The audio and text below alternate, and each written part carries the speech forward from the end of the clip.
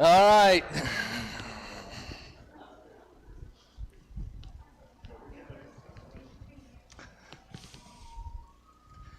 I know everybody's getting tired, so I'm going to try to speed it up and ramble less, and see if I can make some time.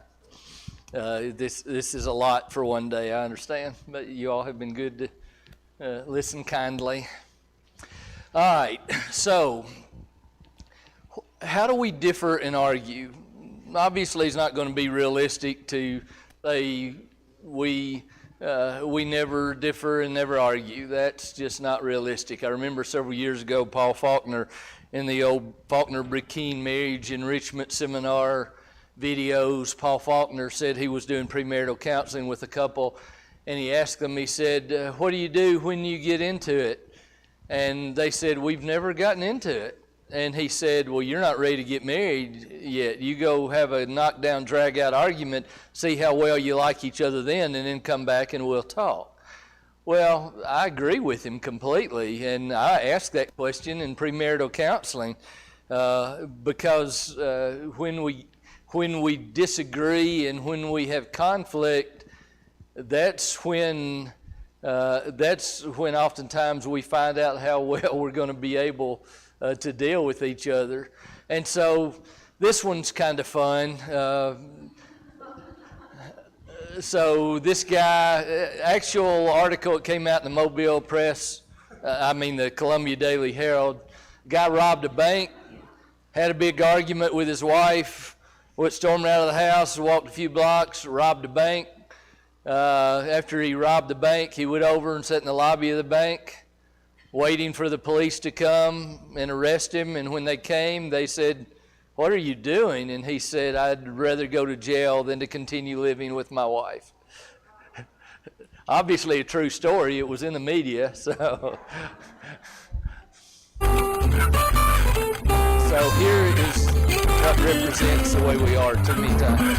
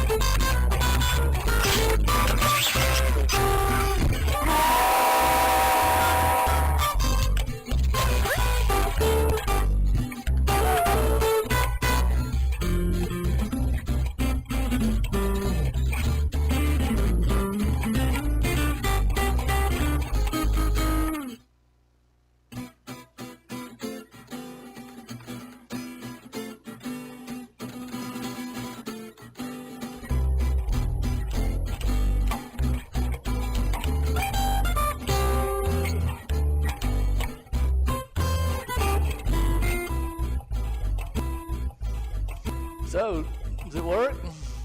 Yeah, it does, doesn't it?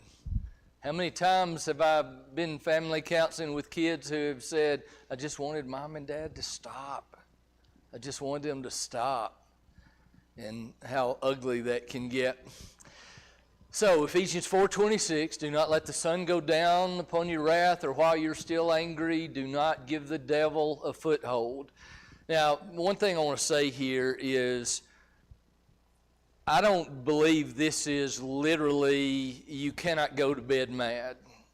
I have seen situations where at the end of the day, husbands and wives were tired, frustrated, got into it, and one of them thought, can't go to bed mad, we've got to finish this, and keep on and on and on, and it gets worse.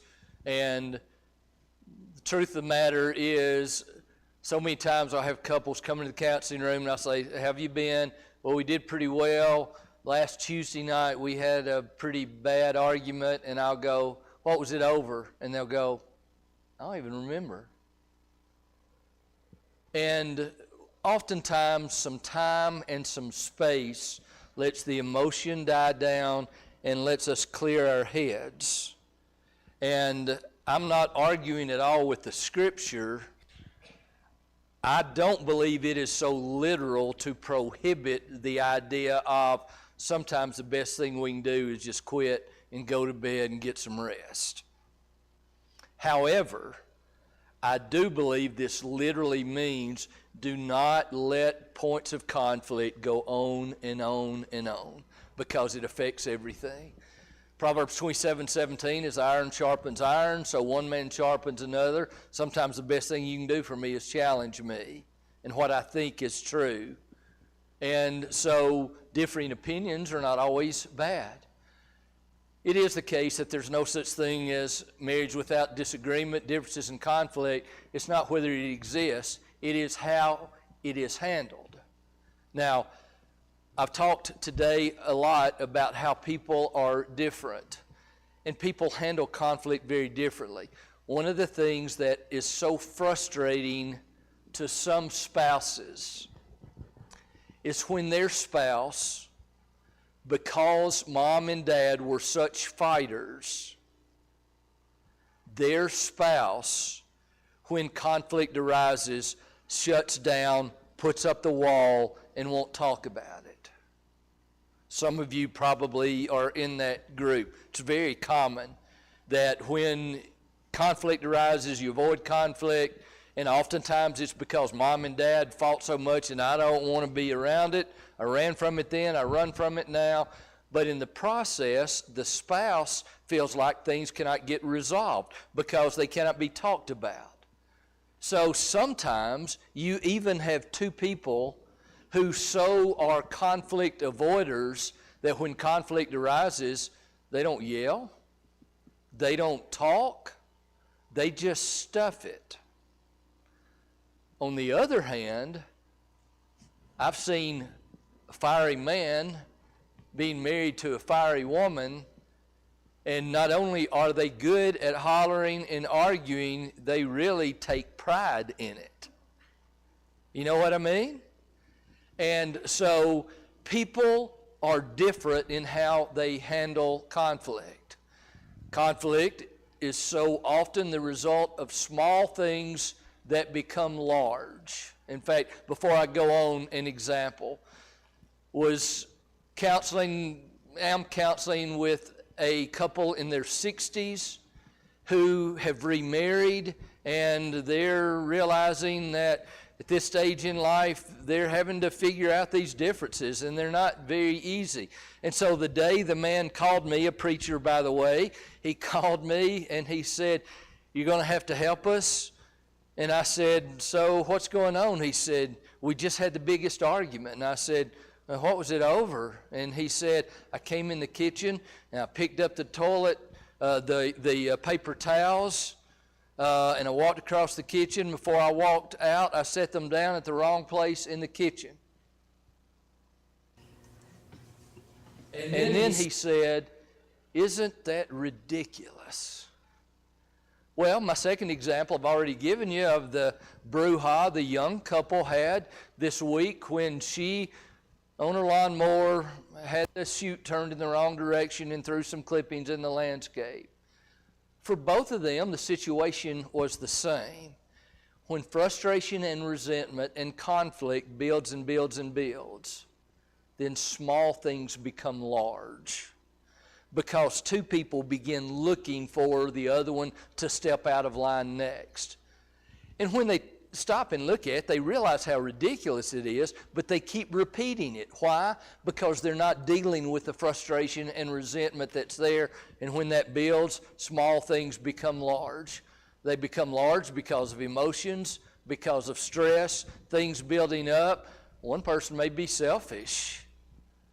This coexisting thing that we've talked about today, and the relationship getting to the point that two people are just simply looking for things.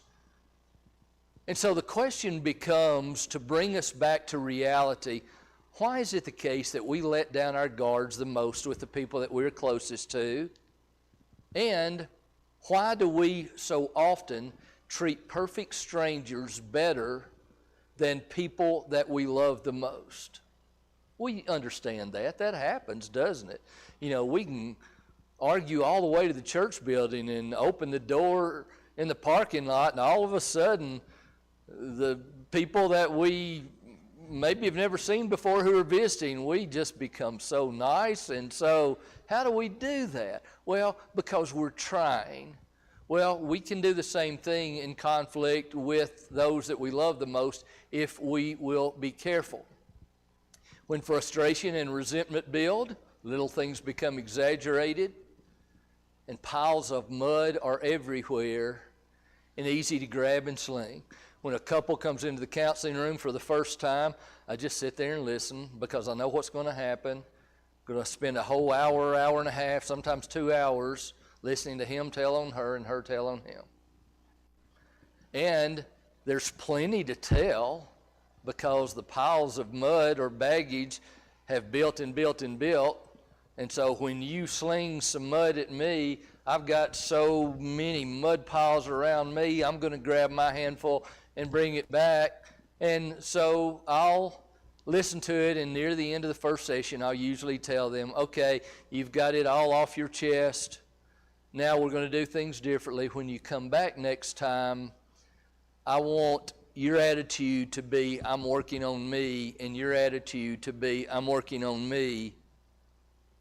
Because this won't work if you're trying to fix her and if she's trying to fix you. It will only work if each of you own your part of it and work on yourselves. But these mud-slinging, you know how it goes. A conflict will happen. Somebody will make a critical statement to the other, and they kick into defensive mode, and they go, well, you did. And 10 minutes later, 15 minutes later, what they're talking about and blaming each other has nothing at all to do with what started it all. Why? Because of this. Because we're not handling it well, and there's so much mud to sling. So when we disagree, when conflict is causing us to become emotional, things not to do. Don't automatically kick into self-preservation mode to deny it. Have the wherewithal to stop and go, is there any truth to what's being said? Do I need to think about this? Number 2, don't downplay it. Oh, it's not a big deal. Why are you making so much out of this? Number 3, exaggerating. Don't make a disagreement bigger than it is. Number 4, we need to be careful not to nag. Number 5, when these conflict arguing moments happen, and we start getting attacked, don't pull out every weapon we can find from the past and unload them as needed. That's what usually happens, right? What happens then? All it's doing is creating ill will and hurt. And Paul said, 1 Corinthians 13, verse 5, we don't do that. Keeps no record of wrong. Now, I've thrown out pretty quickly several things to put you into I understand this negative series of events that happen when we don't handle conflict very well. But now, so how do we do better? What do we do? Number 1, don't let it go on and on and on. Don't let the sun go down. If you can fix it, if you need to back off.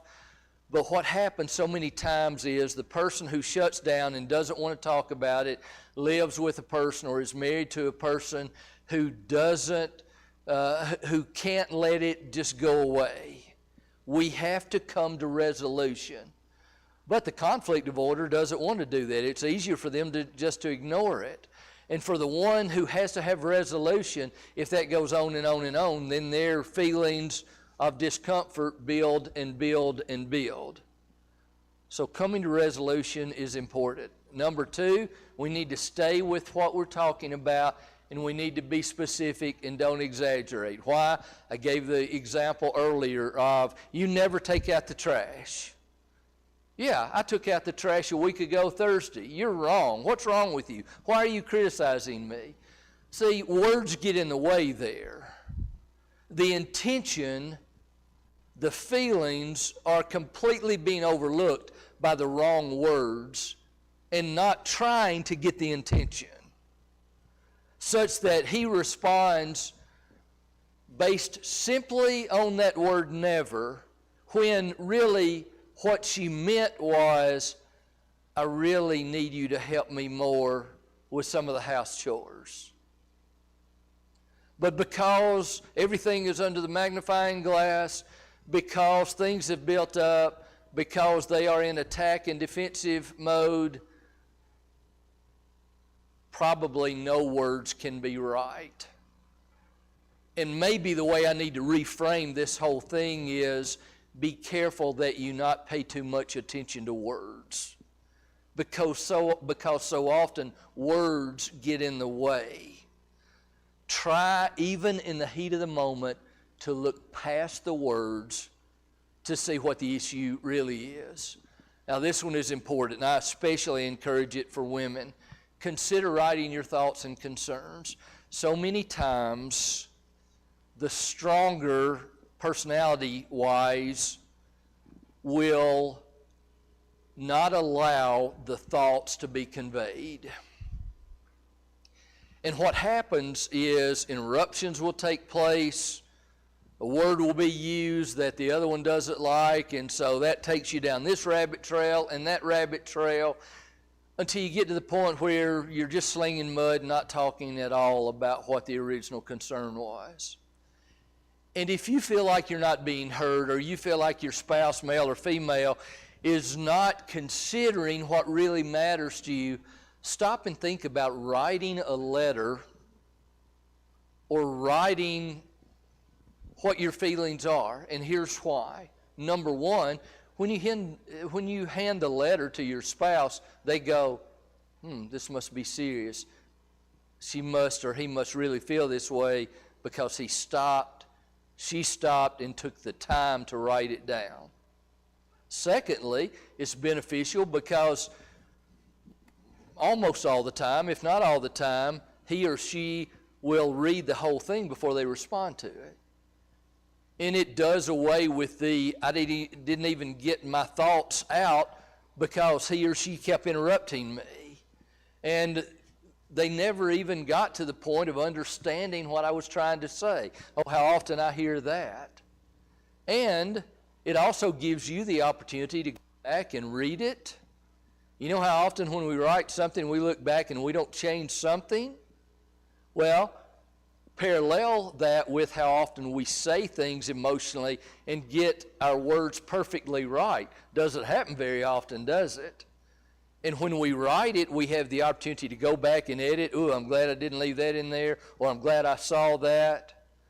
We have an opportunity to let ourselves cool down and think about what we want to say. And my last line with this is, if you feel like repetitively you're not being heard, then consider writing your thoughts down. Number 4, be willing to say, I'm sorry. When's the last time you told your spouse, I'm sorry? I'll ask this tomorrow when I talk about parenting. When's the last time we've told our kids, I'm sorry? And when's the last time we've messed up? Well, the same is true with spouses. Sometimes we're not very good at saying, I'm sorry. Number 5, confront privately. Don't do it in front of others. Now, if Tina were dealing with this right now, what she would say is, we need to be careful not to create a situation with our children in which we so hide our humanity that we don't acknowledge realities of life. I think children need to see when their parents differ, and I think they need to learn the proper way to do it. Generation, parents hid all that, so there was no model for how to do this. I agree. Yeah. And the thing we want to be careful with number 5 is don't use our spouse at their expense for anything. Don't make fun of them in front of others. Can you believe your mom said? Can you believe dad wanted to? You know, and that is so easy to do. Number 6, try to understand the other person's point of view. It's kind of obvious, but we have to be intentional in saying, wonder why he thinks that way. I may not understand it. I'm sure there's a reason for it. And number 7, this is what Tina was addressing earlier. Learn to compromise. Learn to compromise. Now, if I had one thing that I could say, please take this home with you in the section of differing and conflicting, having conflict, it would be this. In fact, I'll illustrate it. If a husband and wife have 2 different points of view, let's say that the husband's wanting to do something and the wife's wanting to do something else. It may be a really big deal to the wife, and the husband wants to do it his way, but it's not a big deal. So her desire for this differing decision is big, and he goes, oh, I really don't want to eat there, or I really don't want to go there, or I really would rather that we not buy this or buy this. When we see that it's a bigger deal to our spouse than it is to us, then I encourage you to go with them, and vice versa. When it's a big deal to one, not a big deal to the other, deal with the conflict by going with the one that's a big deal. But what happens when it's a big deal to both of us and the way it looks is completely different? That's the time that it matters. So here's my recommendation. Here's our recommendation. When we have talked about it and we can tell, I don't want to give and she doesn't want to give, don't let it get to the disrespectful, hurtful, I want to win this at any cost position. Recognize the feelings are what they are, and then automatically transition into, all right, how can we find the compromise? What can both of us live with? It may be that one is wanting to purchase something and feel strongly about it, and the other is not. The compromise may be, all right, let's wait a while and do it then. It may be, let's buy a lesser model. It may be, we can sell something, and then we'll have the money to buy this. But here's the key to it, and we'll see this as we go on. The key to it, in fact, let's just go on, is this. When not hurting my spouse becomes more important to me than winning an argument or getting my way, then we can kick into compromise mode.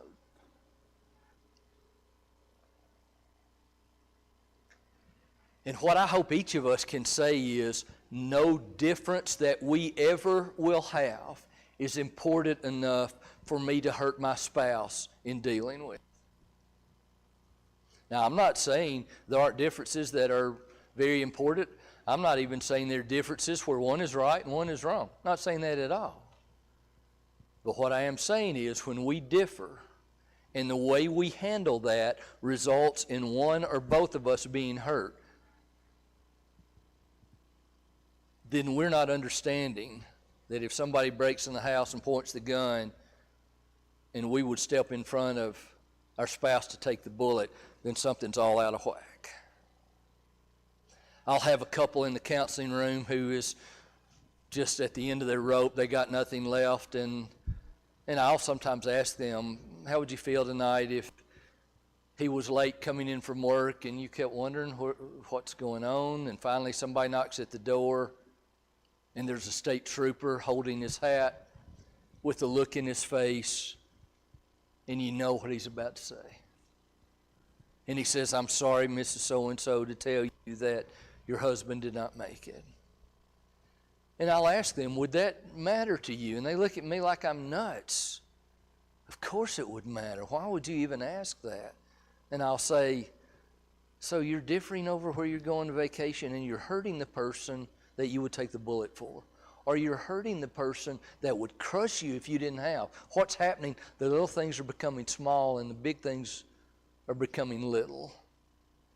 And sometimes our emotions allow us in moments of conflict to say things and do things that deep down inside we don't want to do. And when we can keep our minds clear enough to go, oh, I'm sorry, I feel like I'm hurting you, I don't want to do that, then we can differ and figure it out and find ways to compromise. Now, I pointed to this earlier today, and I want to say it again. I want to encourage everyone in this room to give his or her spouse the license and encourage them when they feel disrespected to tell you that they feel that way without you being defensive and upset about it. And you can do that if you agree with me that I don't ever want to be disrespectful to my spouse. I don't ever want to hurt my spouse. And right now, when things are pretty good and we've talked about the importance of marriage all day, it'd be pretty easy for you to sign, yeah, I agree to that. I don't ever want to do that. But we got to commit to it in good times so when things get hard, we don't slip up and let it fly then. It is a matter of respect. So let's go on to session 7. If you can crank me up, I'm going to keep moving. Questions, comments?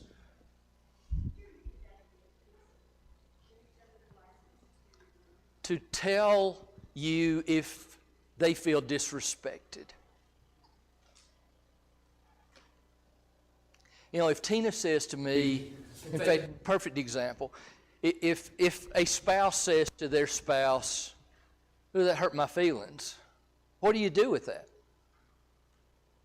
You got two ways of handling that. You can say, "Well, that's ridiculous. I didn't mean to hurt your feelings. Why did you take it that way?" Or you can go, "Oh, I'm sorry. I don't ever want to hurt your feelings." It may not even have been justified. But if it is a bigger deal that your spouse's feelings are hurt than whether or not they should have been hurt, it's going to be completely different. And see, though we love each other to the point we don't want to be hurtful, but sometimes emotion gets in the way. What else? All right, so we got one more session kind of divided up into two parts. I'm going to do it quick. Most important, however, everybody's tired, I realize that. Best way to protect your marriage. How do we protect marriage? We do it by staying close to God and doing it God's way. Building marriage around God allows us to have the blessing that He gave us. When I began working, or actually when we did, I'm paid, Tina's not, but when we began employment with West 7th Street Church, John Simmons, one of our elders, got up on Sunday morning and he said, Satan has waged war against families. Can you get me some water, Kyle, please? He said, Satan has waged war against families. We're going to fight back. Well, kind of made me feel a little uneasy because the whole idea of telling Satan we're going to fight him kind of makes me a little bit nervous.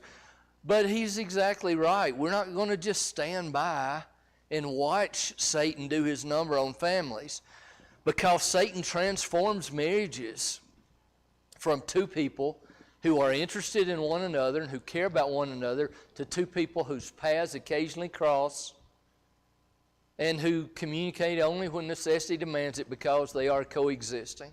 So, what does God have to say? Ephesians 5, submit yourselves one to another out of reverence for Christ. Wives, submit yourselves unto your husbands as unto the Lord. Husbands, love your wives. Thank you. Husbands, love your wives just as Christ loved the church and gave himself for her to make her holy cleansing her by the washing with water through the Word. Husbands, we've got a responsibility to do everything we can to keep our wives in the grace of God and to help them to find a home in heaven eternally. That's a responsibility that we have. So, what does it look like to do it God's way, and what does it look like to do it Satan's way? That's kind of an interesting contrast to consider, isn't it? So, look at the picture of families who do marriage God's way. Family God's way. Proverbs 12 and verse 4, a wife of noble character is her husband's crown, but a disgraceful wife is like a decay in his bones. And from the virtuous woman chapter, Proverbs 31, who can find the wife who has noble character? It's hard. Her husband, who does it God's way, he's respected by people in town. Those, even the older of the land, hold him up in esteem. Even the children realize they've got a godly mother, and they rise up and call her blessed. Her husband, he's praising his wife. We've got a godly family who's doing it God's way. They enjoy peace and are blessed by others. The psalmist, Psalm 128, blessed are all who fear the Lord, who walk in his ways. You'll eat the fruit of your labor. Blessings and prosperity will be yours. Your wife will be like a fruitful vine within your house. Your sons will be like olive shoots around your table. Thus is the man blessed who fears the Lord. I'm not going to stand here and tell you, I guarantee you, if you do exactly what God says, you'll never have heartache. Because I've known very godly parents who have had heartache with children, and the whole concept of my salvation is based on me, not my parents, demands that. We could talk more about that, maybe tomorrow some. But it is the case that there is so much less heartache within our family when we do it God's way compared to when we do it Satan's way.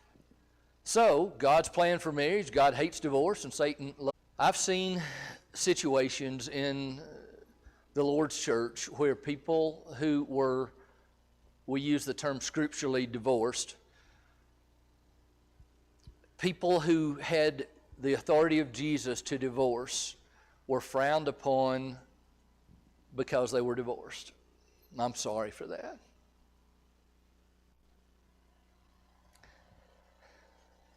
Water. I don't want to do anything to further encourage that way of thinking, because it is so very difficult to go through that process. And I also will say, those within this room who have gone through that process could stand here right beside me and say, you keep saying it, because of how difficult it is. It's not what God wants. And if you've been through it, you know that. And oh, how important it is for us to do it God's way to begin with, but how much Satan wants to tear our families down. God's plan emphasizes me focusing on my spouse's needs, while Satan is doing everything he can to mold my thinking to become narcissistic and selfish, self-centered, and look for how I can benefit. But we remember that golden rule, and that it is more blessed to give than to receive. Number 3, major difference between God's plan and Satan's plan is God's plan brings about marriages, relationships that are fulfilling, and Satan's plan brings about relationships that are never good enough. If you do the Hollywood version of marriage, your spouse or yourself can be rebuilt and all the things that are done, and it's still not enough. Why? Because it's external, because it's not real, because it's not what brings us pleasure and peace and fulfillment. The whole concept of inward beauty versus outward beauty, which one of these matters the most? Who's in love more, the couple who's been married for 60 years, who gazes into each other's eyes on the front porch, and you look at them and you go, wow, or the couple of 2 10s the guy that's the best looking guy in the world and the gal that's the prettiest woman you've ever seen, of those two pictures, which one's more beautiful? Well, one will continue to get more beautiful and one will not. Should tell us something. God's way is a greater appreciation for the inward. Satan's way is even the most beautiful person or the best looking guy in the world, if that's all that matters, eventually is not going to be nearly enough. Number 4, God's plan provides openness and transparency. Satan's plan says deceive. You don't have to be honest. So what are challenges to staying close to God, to putting God first in our marriage? Number 1, when one spouse is significantly stronger spiritually than the other. This oftentimes is the case.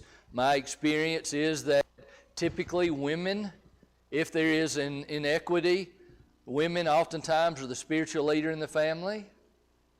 That's pretty consistent, church to church, as I go from place to place. Number 2, being so busy that our faith becomes a religion instead of a relationship with God.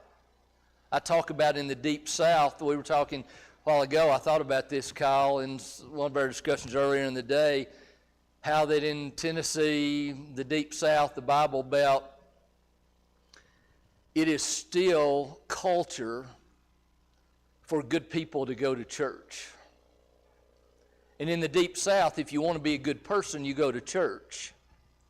Well, that makes sense. Problem with that is, if we're not careful, we are going to church for culture instead of for faith. And because of that, if we're not careful, our church will become more important to us than our Lord. There's a lot in that, but when we find ourselves going through the motions and our relationship with God becomes replaced by religion, or if one of us is sincere and one is not, it's hard to put God first. Now, I wish I had time to preach another sermon here, but praying together, being spiritual together is uncomfortable. And in fact, I'll come back to that in a minute. Next challenge, double standards. We can't live one way on Saturday night and a different way on Sunday. Family demands when we are so busy that we don't have time for spiritual and faith development. Going through the motions. So what are suggestions? Number 1, time every day with the 3 of you. You, your spouse, and God. Now, this doesn't have to be a time thing. I'm not talking about taking an hour every night in a couple devotional. I'm talking about making sure that every day the 2 of you all go into God's presence. And how easy it is to do when you get in the habit of doing it. How do you do that? Well, here's a great example. Some devotional books. This is our favorite, H. Norman Wright, great writer, so practical. Amazon, $10, $12.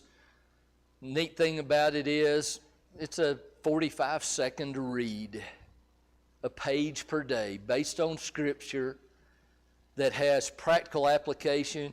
And you know what the most important part of it is? The most important part is not so much what you read on the page, even though it's very helpful, but it is that the 2 of you are being spiritual together in the presence of God. And it doesn't have to be a time thing.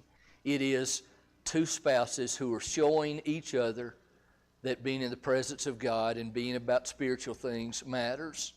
Number 2, and here's where I'll come back to it, pray together every day. Now, I realize it is always the case when I talk about this, that there are people that I'm talking to who this is a very uncomfortable thing to do. And I understand the reason it's uncomfortable. Sometimes it's uncomfortable because praying is out loud is hard to do because we don't feel like we do a good job of putting the words together. Or if my spouse, who is the spiritual leader, wants to pray with me, and he or she is so good with wording prayers, and I have such a hard time, I'm afraid she'll laugh at me, or he'll laugh at me. Or what if I forget something? Or what if I say something wrong? Or the biggest one is, because we have not been in the habit of doing it, because it's different, it doesn't feel comfortable. And I don't feel comfortable suggesting to you for us to pray together every day, because that's just not something I feel comfortable doing. Think that, and hopefully rethink that with me. There is nothing better to end the day more so than hearing your spouse tell God, thank you for you.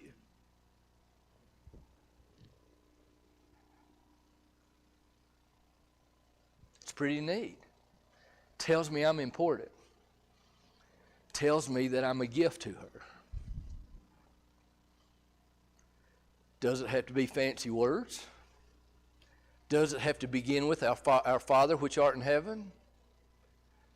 And the whole prayer process of a couple can be as informal and still reverent as the conversation that Tina and I would have with our kids that brought us great pleasure.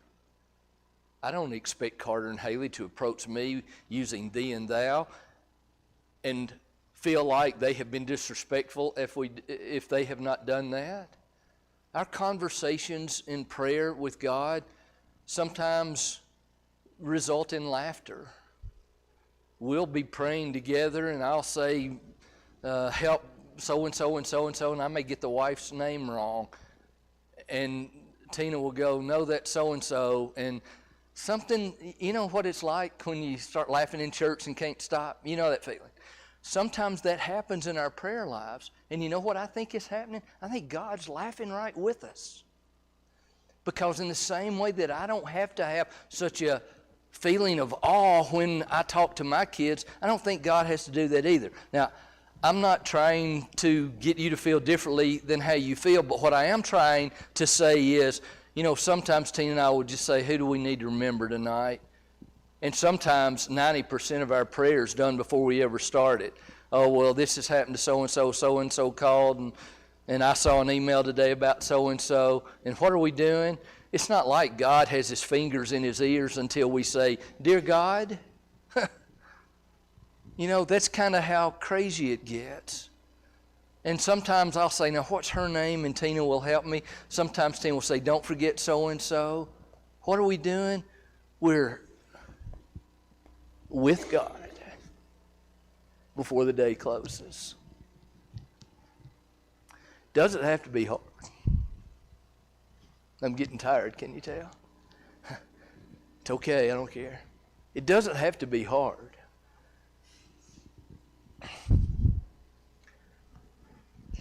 But oh, how we miss out when we don't do that. So if you haven't done it, one of you be big enough tonight to say, let's do that. And if the other one is big enough to do it, don't tell them no. All right, let's keep going. Number 3, be transparent. Be willing to share. We talked about that. And finally, in the relationship with God, we are at different places. We have peaks and valleys in our spiritual life. That's okay. The two of you will never be at the same place. Wherever you are, move closer. Take a step toward God. Keep taking that step. Why? Draw nigh unto me, he says, and I will draw nigh unto you. You take one step to me, and I'll pull you 3 steps closer. I believe that. All right, so look at your exercise. We're not going to stop and do it because I want to go ahead and finish this last section real quick. But what I want to beg you to do is do this sometime at home, because this can be something that takes time. It can be something that truly will help you to grow in your faith development and in your marriage. And so the last part of this, before we open it up for questions, more so than we've done before, is Just the reminder, look, marriage is worth way more. You ask anybody who had a loving relationship for 50 years how much their relationship was worth, and they'll laugh at you for you asking them to quantify it. Why? Because it is not good for man to be alone. So how do we protect our investment? The Lord God said it is not good for man to be alone. When we find this godly marriage, we have something that's worth more than any amount of money we could ever have. How much is it worth? You can't quantify it. And what happens? We spend all this time trying to work out our differences, trying to grow a relationship. And how ridiculous for people to come in and just throw that investment away. Investments of time, energy, emotion. Relationships are not easy to come by. Closeness, sharing, intimacy, all of these things we can have within our marriage, but we have to be intentional and put forth effort. Number two, it's easy to take marriage for granted until it is gone. Imagine what life would be like if the state trooper came to your door. Life would be very different, and suddenly all the baggage gets pushed to the side. Number three, marriages that are taken for granted, and especially those abandoned, affects everybody else. Children, others. You can't just throw a marriage away.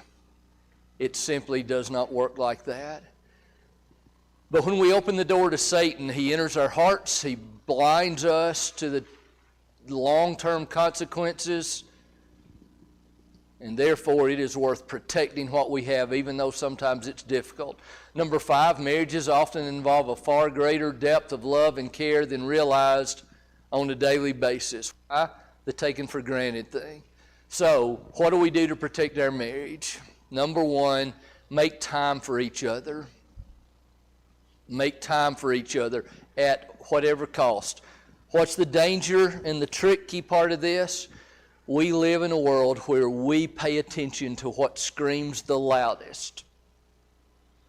Whatever demands the most of us, that's what we react to. Problem is, the things that scream the loudest are not usually in rank order based on our priorities. And so sometimes we tell the things that scream the loudest to us, no, sorry. It's important for me to spend the night with my wife or my husband. Sometimes it's important for us to tell the children, no, time for mommy and daddy. Sometimes it's okay to tell our church we're not going to be at this event because we just hadn't seen each other lately. Sometimes we need to tell our boss, I'm not going to work the overtime because something is more important to me than money. Take time for each other. Number two, check to what degree we are givers and to what degree we are takers. Submit yourselves one to another.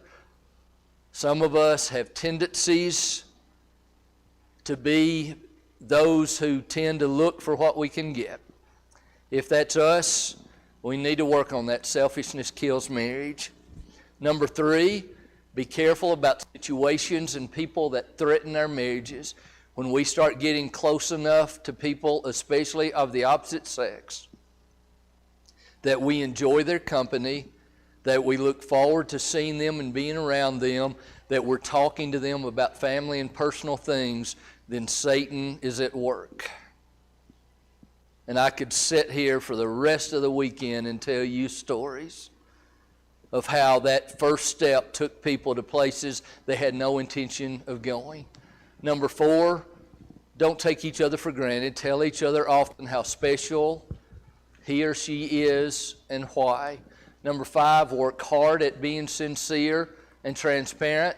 Number six, do not allow anyone, child, in-law, friend, or other to criticize or be negative toward your spouse. Protect him or her, cherish him or her. Let me give you a personal example really quick. I'll do it quick because this is so easy to do without thinking about it. So Carter and I are huge Braves fans. I've been a Braves fan all my life. Hank Aaron broke Babe Ruth's record April the 8th, 1974 on my birthday after I'd prayed all winter that he would do that. How's that for a true story? And I actually met him in the Atlanta airport one day, but I won't tell you that story. So Carter and I, when Carter was in college, were sitting at home one summer watching the Braves play on a Sunday afternoon. And as Tina was walking through the room, Carter said, "Dad, he balked," talking about an illegal move on the part of the pitcher. And as Tina walked by, she said, "No, he didn't balk. The count's 2-0, or 0-2. And Tina thought he had said a ball instead of a balk, B-A-L-K, right? And so when Tina said that, and Tina loves sports, knows an awful lot about baseball, could put a lot of you men to shame, I expect. When Tina said that, Carter looked at me and rolled his eyes. And I looked back and kind of grinned. I didn't say a word. Carter didn't say a word, but Mom noticed. And she walked out of the room thinking, rightly so, my husband and my son just cut me down. Now, it's that easy, and we don't think about it. But in the process, we hurt Mom and wife by, at her expense, making fun of her and causing her to feel made fun of and disrespected.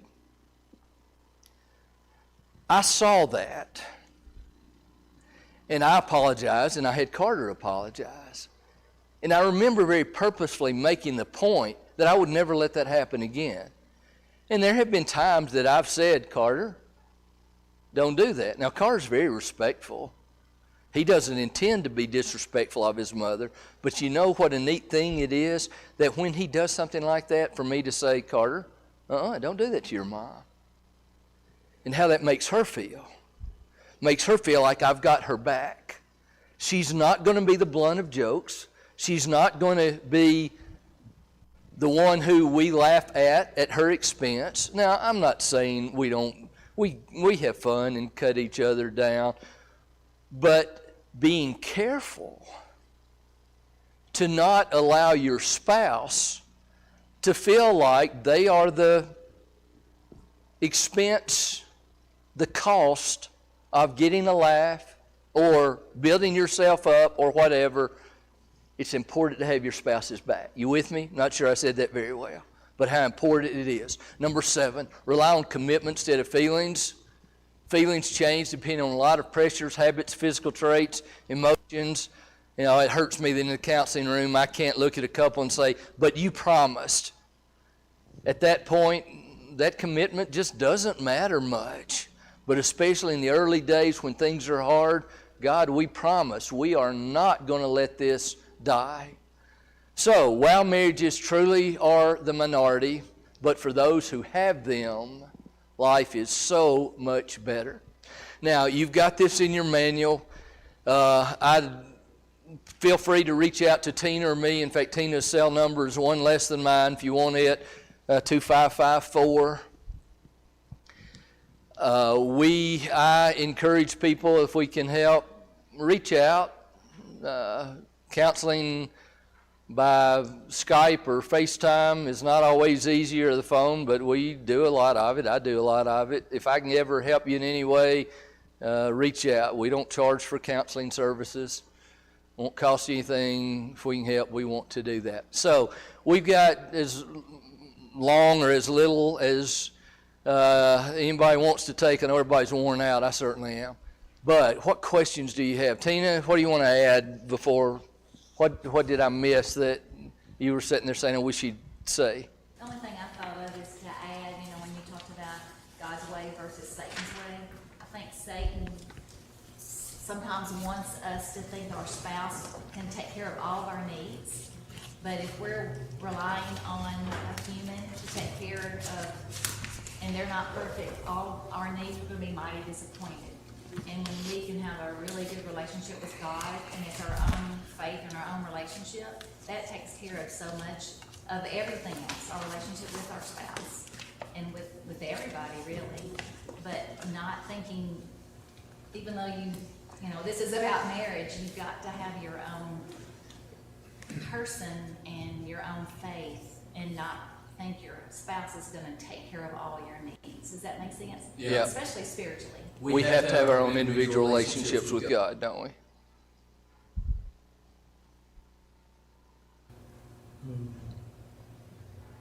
I'm sorry, I lost it. It was there a minute ago before you did.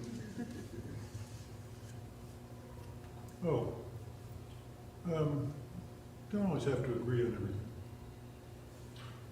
You know, sometimes there is no resolution. She likes vanilla and I like chocolate. Oh, well. That's okay. Yeah. Yeah, you gotta get to the point where that's okay. Agree to disagree? Yeah. Yeah, when we accept the fact that everybody doesn't have to think like me, we can do that. Until we get to that point, we can't do that. So questions. What do you wonder? How can we help? I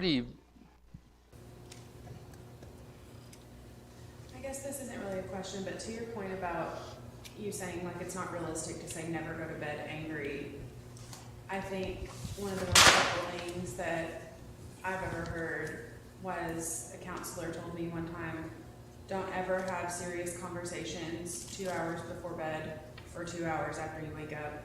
Try to have them like in the middle of the day, because when people are tired, you just get crazy sometimes. Tired So of I think that's like kind of a helpful thing. Maybe if you are angry when you go to bed, try to deal with it when you're both at a level place. Yeah, and the problem with that is how often does that happen? It always comes right at the. But that's part of discipline, isn't it? Look, we don't go with just what our instinct tells us to do. What else? It's a question, but I guess to kind of go off of that, I know growing up in a Christian family, growing up in a church setting, I always had these ideas and assumptions about what a Christian marriage looked like. And when stuff would come up in our marriage that didn't look like that, now I'm old enough now to know that what I thought was happening probably wasn't, because every couple has issues. It was a challenge for me to kind of, how do we get out of this and get to either back to health or get there at all, because we are such different people.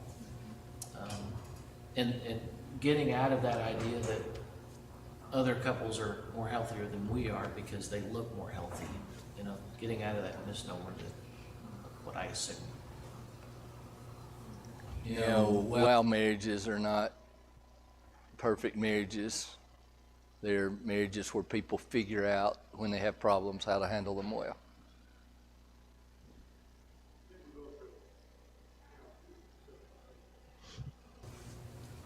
Challenges in accepting what? help. Oh, It's my project, I wanna do it. yeah. We just add stress and anger to each other. It's a difficult one. Well, and I think it's important to remember that your life will go through several different stages, and that the principles are all applicable to no matter what stage. You might have to look at them a little differently, and you might have to take a step back, ask for extra prayers, because some stages are pretty hard and some are pretty easy. My stage right now is really bad. Yeah, the better you do with the hard ones, the stronger you get. Imagine there's been times in your life where a lot has been asked of you. How do you push back and say no? Those times when you feel like people are counting on you, but you just need the time to keep your marriage in life. I used to not be very good at that. I say I don't do nothing well, or I don't sit down well.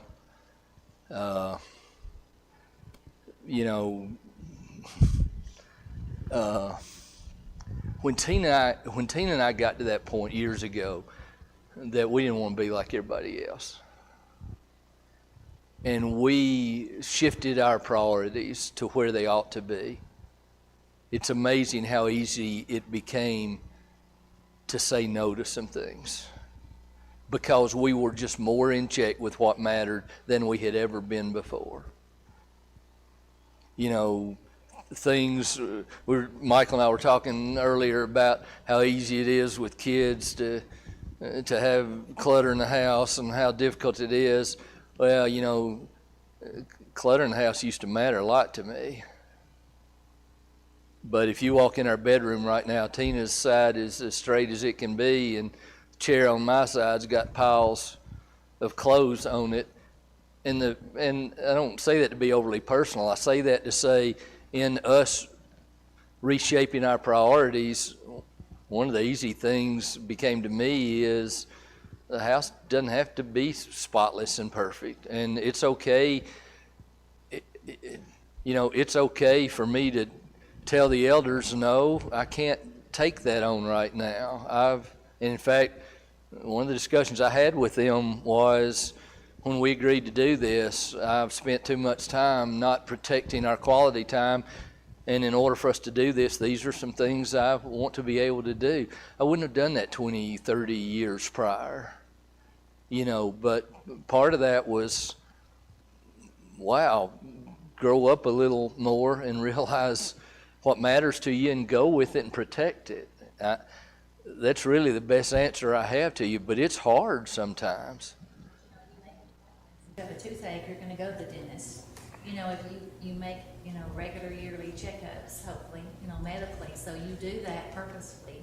And it's the same way with marriage, you make a date night once a month. It doesn't mean you have to even spend any money, but you purposefully look at the calendar and, and make dates and make times that you can spend together. Just like you would an appointment, an appointment that's important to you. But you have to be intentional. Everything's a decision.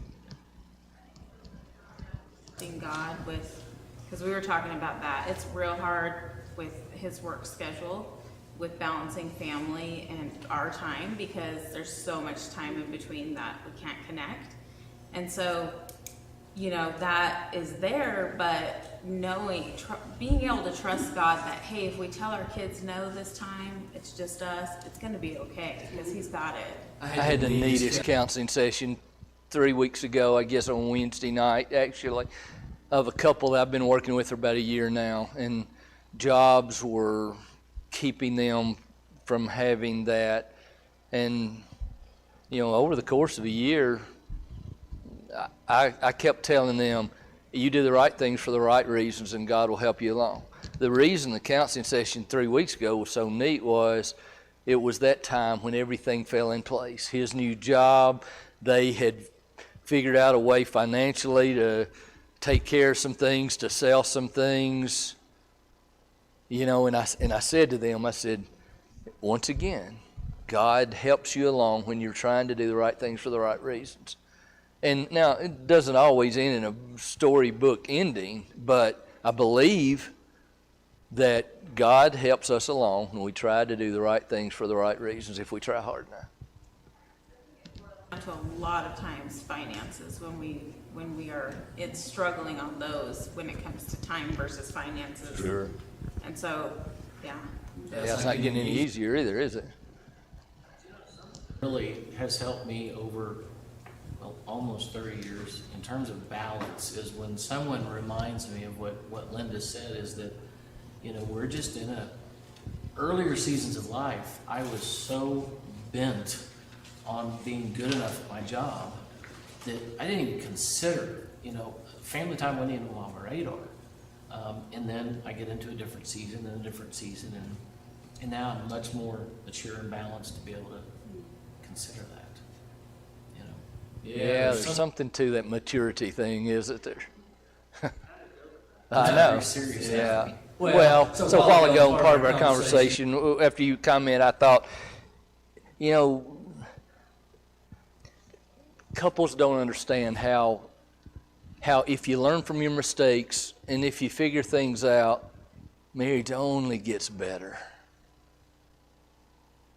And it does. But you got to handle the hard times and challenges, right, and you gotta learn from them, not give up, and step back and go, what do I learn? How do I do it different? You know, some of them pounce on us hard, but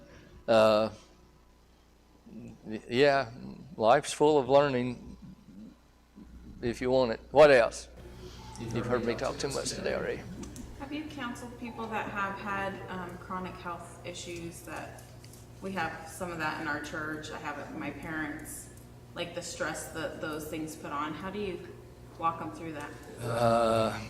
I just problem solving models.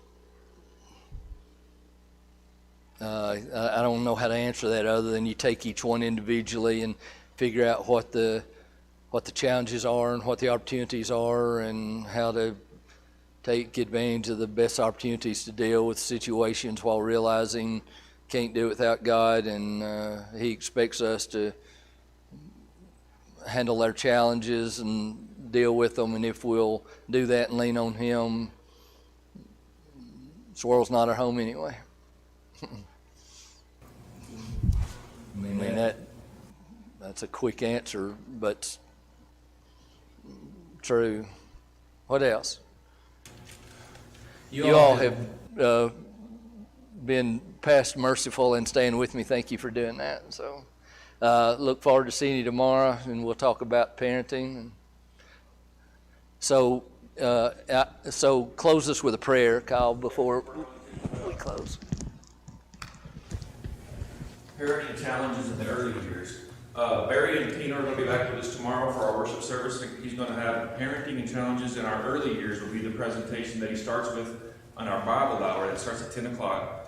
So we encourage everybody to come and join and be part of that. And then he'll preach and or share more during the worship hour. And then we'll have a potluck together. And then we'll have an afternoon session. And we'll end roughly 4 o'clock-ish. It'll be really tough after our church potluck. We'll keep everything from getting one away. We might get before. Yeah, we will probably before that. I wanted to also let everyone know, in case we have some members that we know aren't here. We have plenty of the resource, the handouts available, and Gary has been live streaming this. Therefore, it's recorded on our YouTube channel that you can actually. I would encourage you to help others. You can take the resource with you and go home and watch this and do this. Walk through these counseling, walk through the exercises at home using the YouTube presentation too, if you would like to do that. Any questions about tomorrow or what's going on? One other thing I wanted to share real quick. We were talking. Barry and I were talking earlier as he mentioned about the churches in here in the Northwest and kind of some of my feelings coming from where Barry and Tina come from, and Barry and Angie Joyner and Brenda. Well, she was born in Paducah, the same place where I come from. But one of our strengths, we've said this all along, one of our strengths of this congregation is we share our lives together. This is literally, and we say it all the time, but we mean it. This is our family. This is our family. And we are very good at sharing our lives and walking this walk, as we say in church talk. We walk this walk together. And this is just another area in which we are more than willing, each one of them. I think I've tried to figure out 40 plus, 50? 57 years of marriage to 3 years of marriage. We cover the gamut, as you would expect in a family of this size. So we will share our walk and our learning experiences. And as Barry mentioned during his presentation, he sees the heads nodding back there. I can talk about my hobbies, fishing, which I just picked up again. That got in the way of Crystal and I's marriage. I was back there shaking my head at the 20-year mark when I was a bass fisherman fishing tournaments, and it got in the way. So we can share, our family will share. All you have to do is ask and say, hey, we're struggling with this. What did you all learn to do? How did you deal with that? This church family is very good about that. So thank you for what you've presented here today, you and Tina both.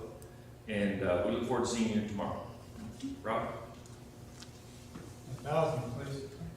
Dear Heavenly Father, we are grateful for Barry and Tina and what they're willing to share with us to better our lives and our marriages and our families. We so much appreciate you and your love for us that you sent your son to die for us. Father, we also appreciate that you instituted marriage and it's your idea, it's divine. It's how you wanted things to be in your creation. Father, help us to bless others with what we've learned here today in our own lives, but to share others what we've learned and that will better their lives. Ultimately, Father, help us to bring others to you in our lives. Help us to be the example that you want us to be. To our spouses, to our children, to our loved ones, to our friends and neighbors. Christ, we pray these things. Amen.